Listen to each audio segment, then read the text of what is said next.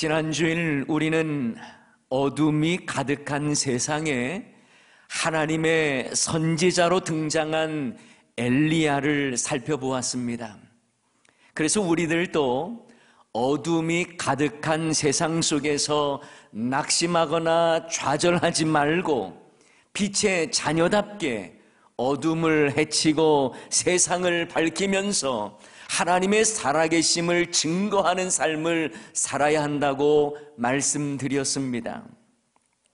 비록 우리가 직면한 세상은 험하고 어두울지라도 우리는 사명자로 세상 앞에 당당히 서야 하는 것이죠. 오늘은 훈련이라고 하는 주제를 가지고 그릿 시냇가의 훈련이라고 하는 제목으로 말씀을 전하고자 합니다. 대부분의 사람들은 훈련의 과정을 생략한 채 당장 갖추어진 영광스러운 무언가를 원할 때가 많습니다. 인생의 고난이나 훈련 없이 많은 것을 얻기를 원하고 출세하기만을 원하죠. 그래서 늘 쉬운 길만 찾으려 하고요, 그리고 편한 길만 원할 때도 많습니다.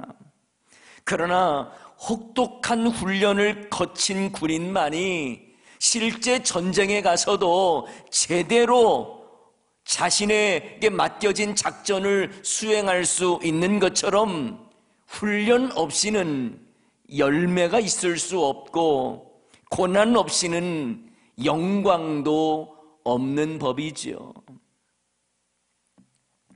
미국 세러데이 이브닝 포스트지에 한 수영 코치의 이야기가 실렸는데요, 소년 단원이었던 리누에 군이 2번이나 수영 테스트에 불합격했답니다.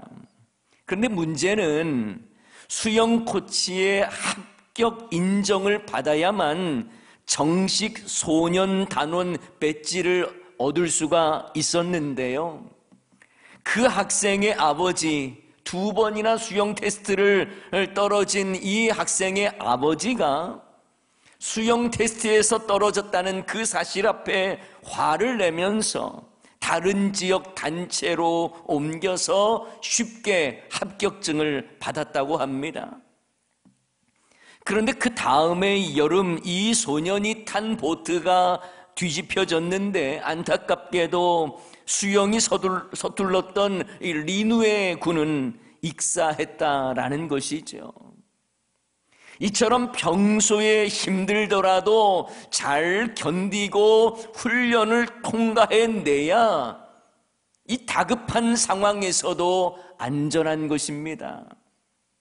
1971년 헤비급 권투 선수 조 브레이저가 무하마드 알리를 이기고 나서 아주 유명한 말을 했죠.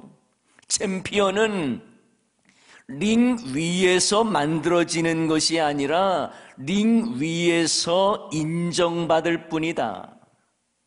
챔피언이 얻게 되는 영광은 이미 링 밖의 훈련을 통해서 만들어지고 링 위에서는 그동안 훈련받았던 것들을 인정받는다는 말입니다.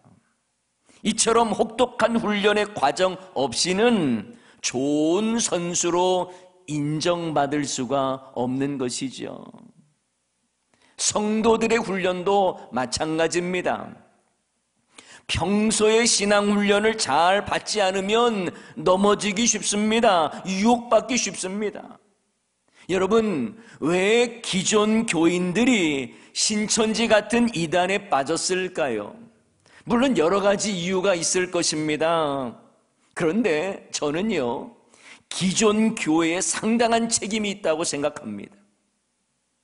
교회에서 말씀 훈련을 제대로 하지 않았기 때문이에요.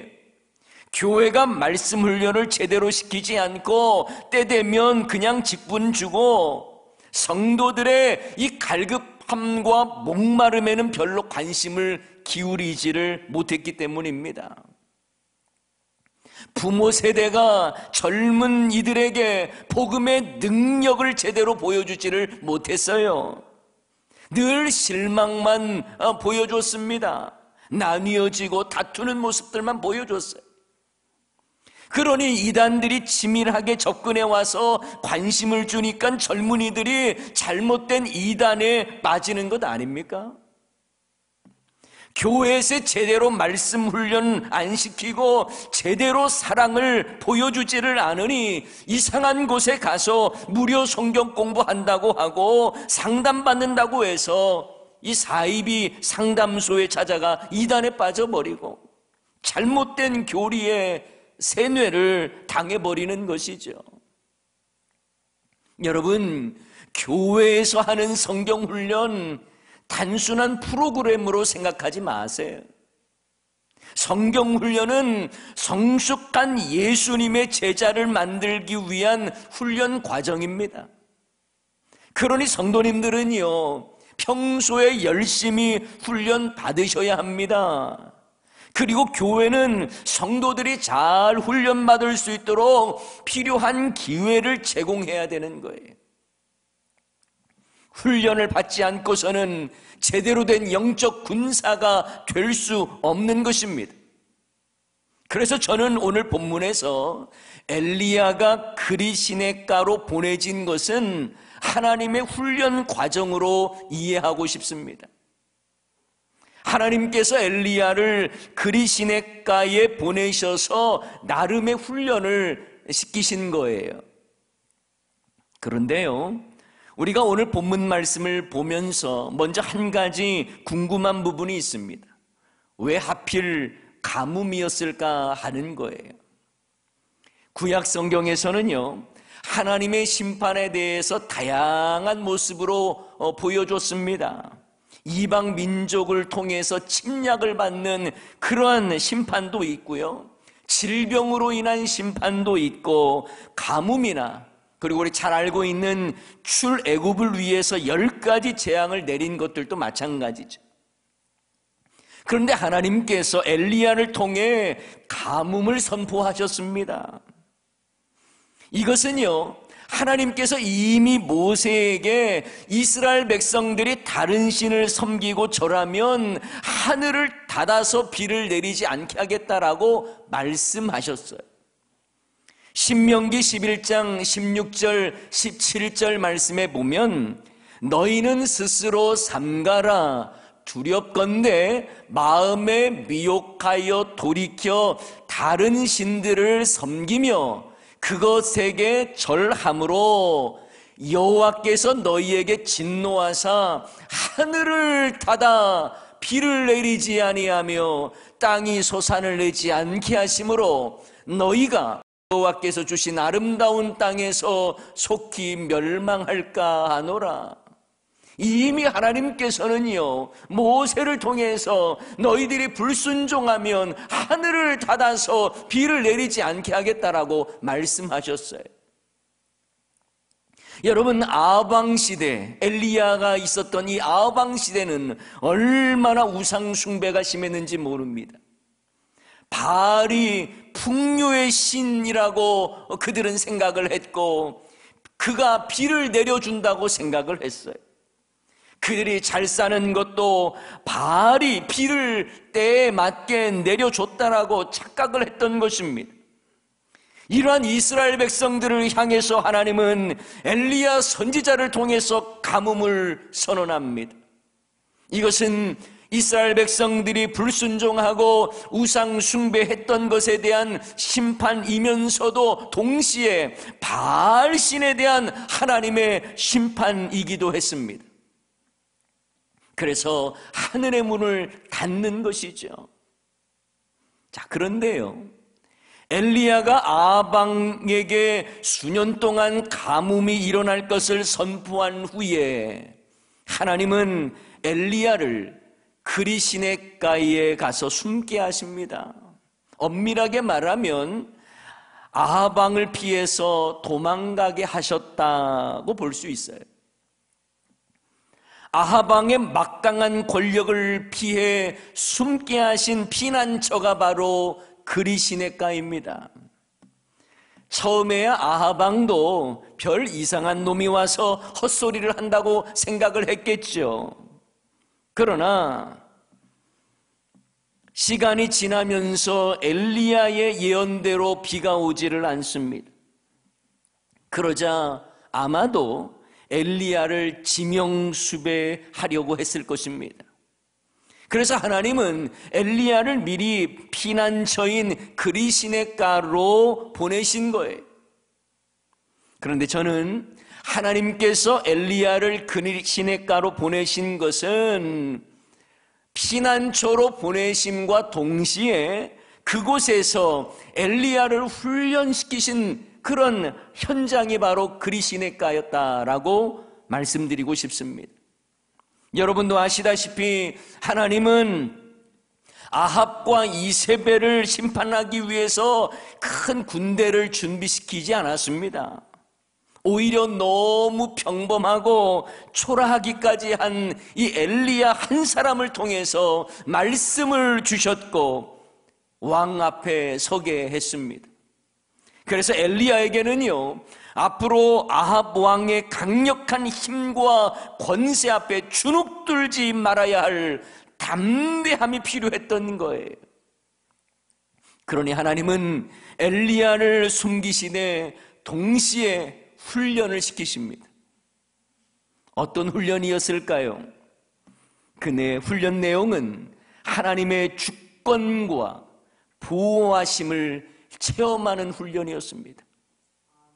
사람을 의지하지 말고 외로운 환경에서도 절망의 상황에서도 오직 하나님만 바라보는 훈련을 시키셨어요.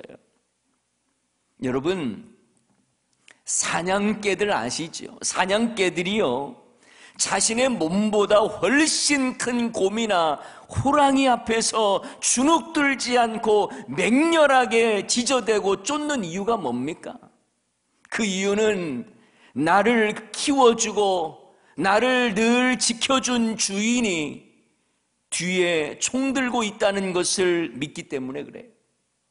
그러니 그리시네가의 훈련은요, 하나님이 먹이시고 책임지심을 체험케 하는 겁니다. 그래서 엘리야가 더욱 하나님을 신뢰함으로 훗날 더 당당하게 대적들 앞에 서게 하시는 훈련이었다라고 말할 수 있어요. 하나님은 엘리야를 그리시네가로 보내셔서 물을 마시게 하시죠.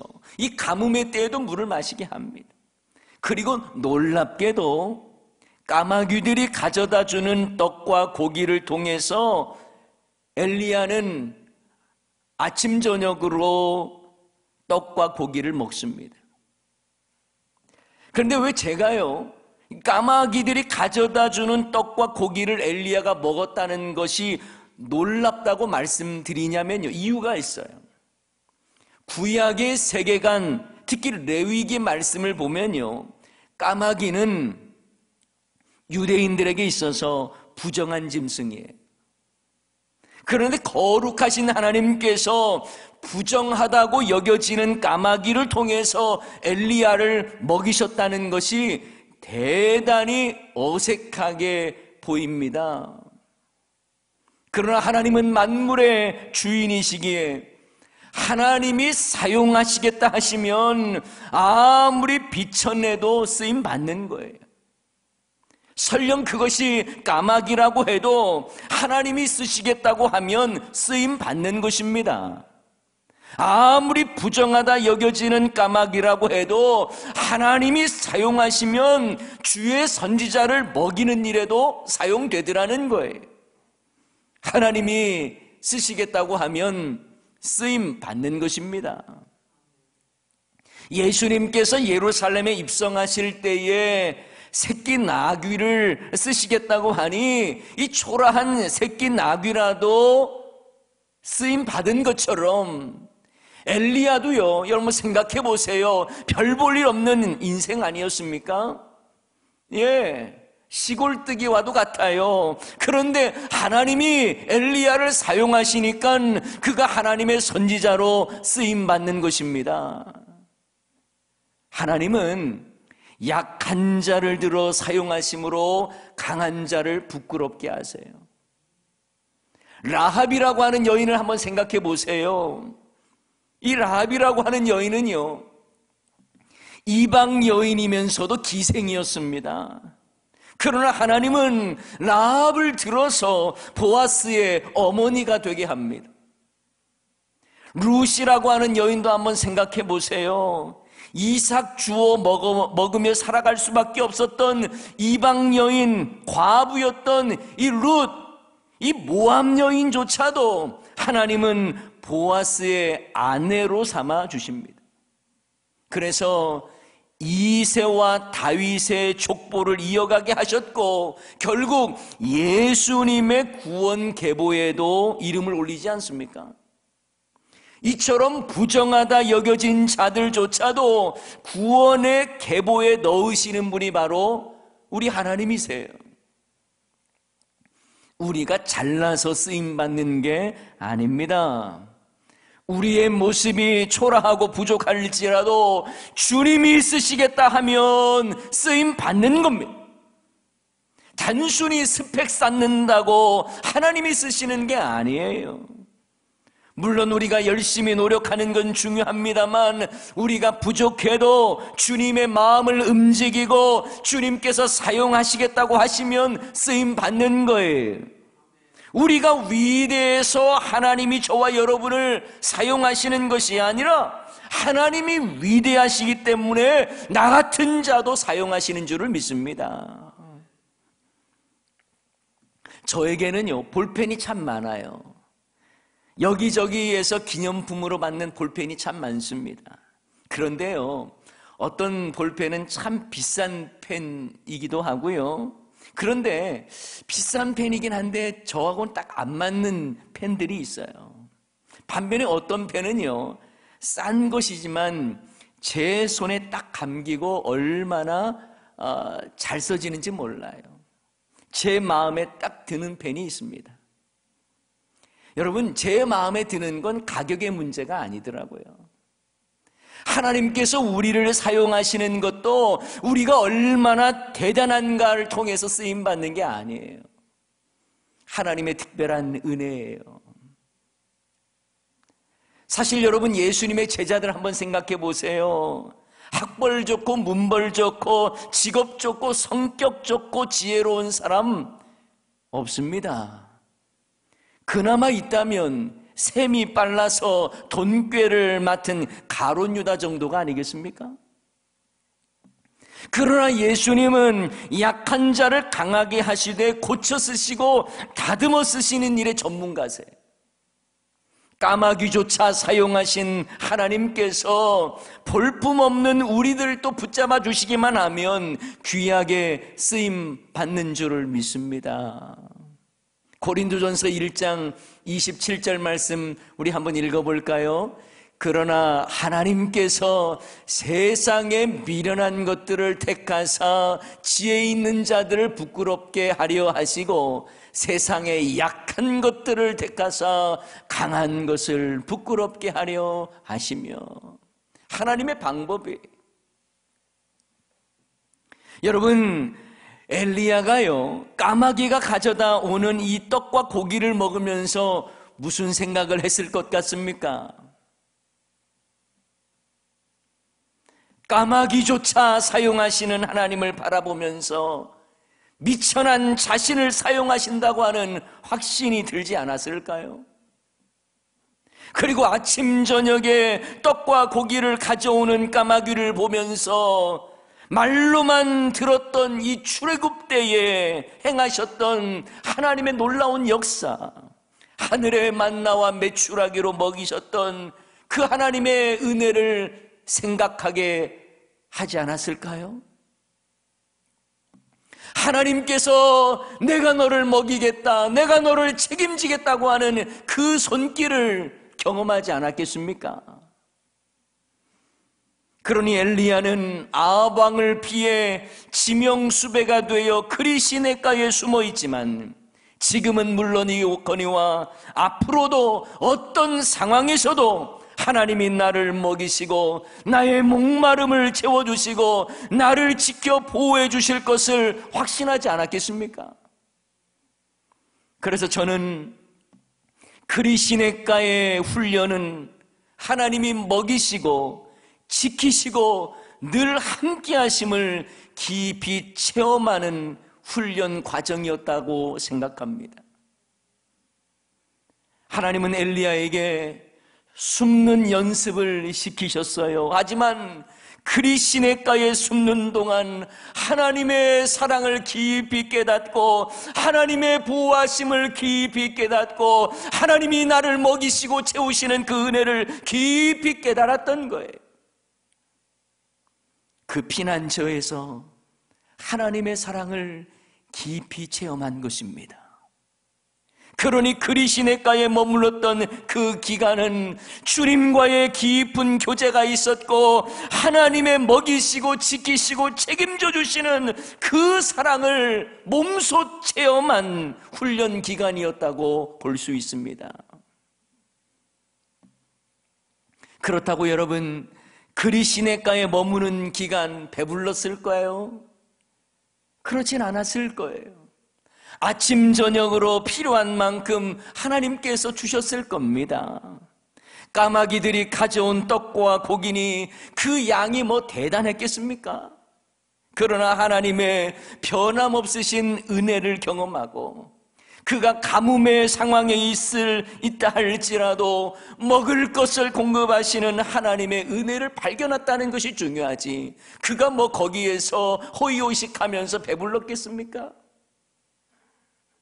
요즘 다들 힘들다고 하지요. 식당조차도 손님이 없더라고요.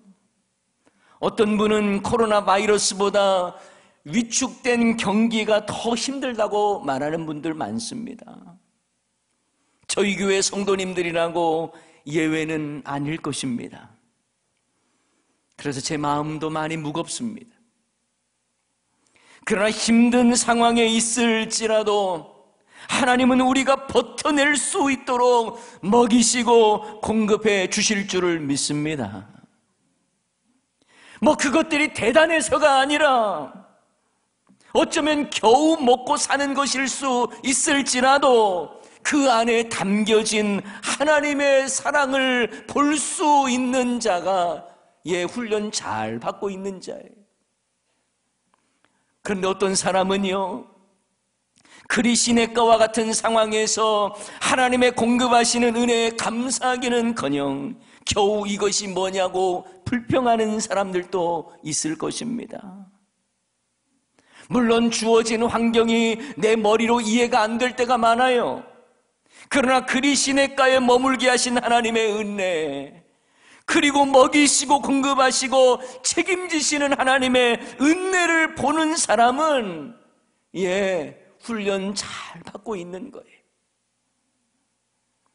하나님께서 다윗을 사용하시는 걸 봐도 여러분 아시잖아요.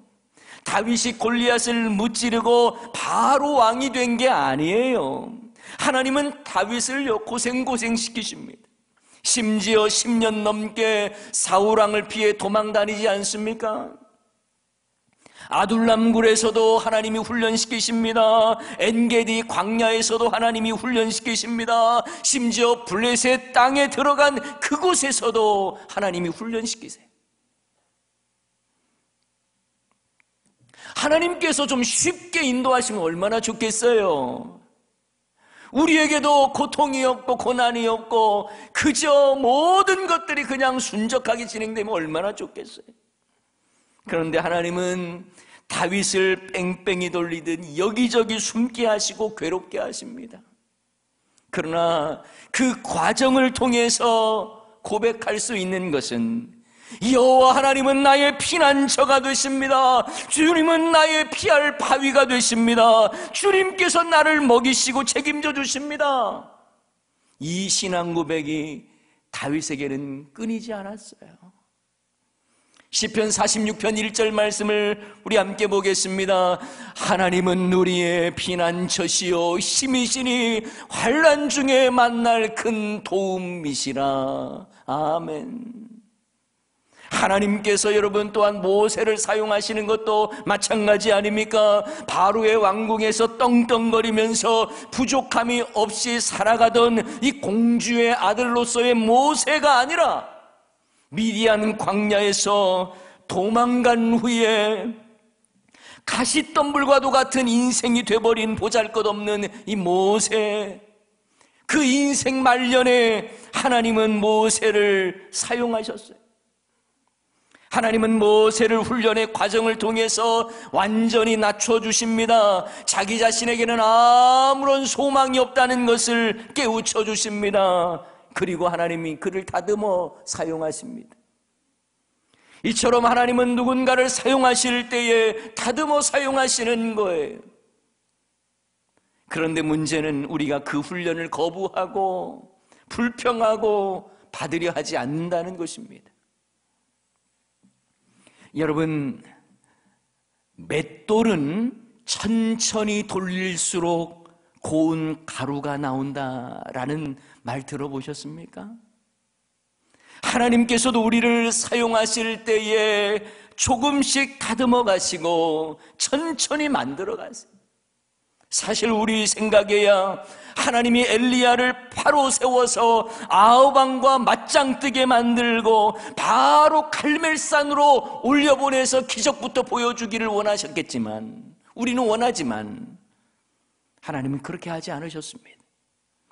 하나님은 엘리야를 그리시네가에서 천천히 다듬어 가십니다. 하나님의 사랑을 깊이 깨닫게 하십니다. 배고픔만 면할 정도의 양을 공급하시면서, 그러면서도 하나님의 은혜를 깊이 깨닫게 하십니다.